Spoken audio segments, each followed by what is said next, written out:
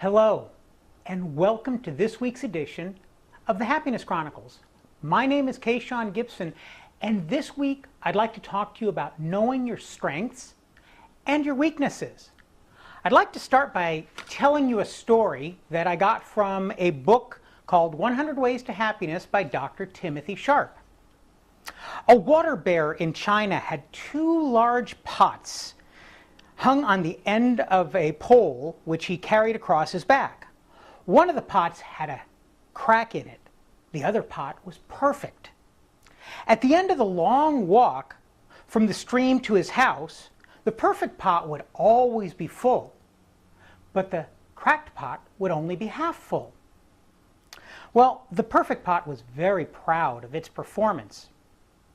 And after 2 years of the perfect pot reveling and the cracked pot feeling bad for itself, the cracked pot came to the Chinese farmer and it said, "I'm very ashamed that I'm not doing a good job for you. I'm not doing the best that I can be. I'm always half empty by the time we arrive back home."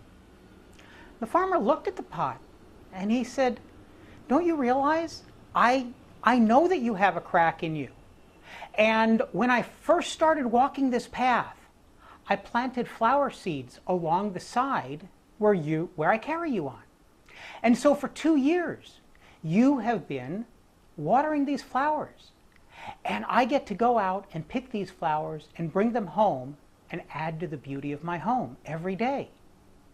You are perfect just the way you are." Well, I'd like you to think about that. We all have strengths. We all have weaknesses.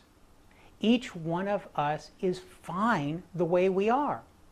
If you have things you want to change, that you want to work on, wonderful, do that.